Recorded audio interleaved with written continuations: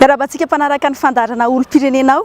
Araka ny nampahafantarina anao dia manaratsy mangeky ny anivon'ny faritany, commune, district ary fokontany ny CENI.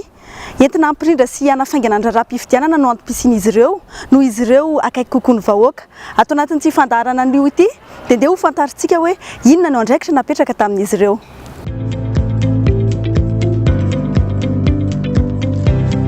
Izao raha tsy ahivina ny ambaratongan-drafitry ny voamieramaly eo tena misahana ny fifidianana eto Madagasikara.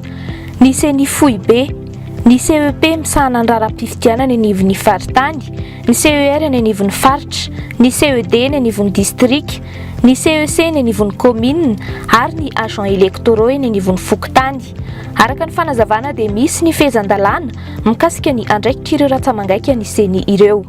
Ny andraiky ny amin'ny ankapobeny aloha izy tsirairay dia misy olontenan'ny CENI zany eny anivon'ny vondrom-bahoaka-paritra iasana, zany hoe misy raharaham-pifidianana opération électorale izay tanterahina eny anivon'ny ambaratonga ny vondrom-bahoaka-paritra tsirairay zany dia ny ratsamangaika no miandraikitra an'izay.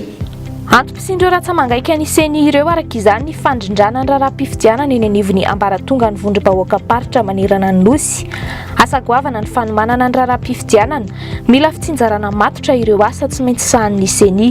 En session zany zareo no miasa ny ratsamangaika, zany hoe antsoina misy fanakana manokana convocation mihitsy zany manangy andro zareo mba hanatanteraka ny ohatra hoe zany lazaki teo ny fanavaozana isa-taona ny lisitry ny mpifidy na ny fifidianana anankiray. Ny voamieram-pifidianana eny anivon'ny faritra dia tsy mbola natsoina aloha hatramin'izao satria mbola tsy nisy asa manokana izay nilana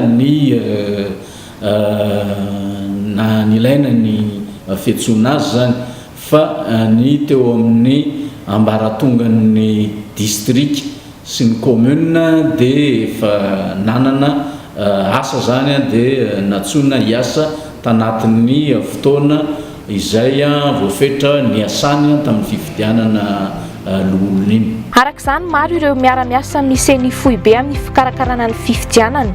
Ankoatra ireo ratsamangaika ireo, manana mpisehatra hafa miara-miasa aminy amin'ny fanomanana ny fifidianana ihany koa ny CENI.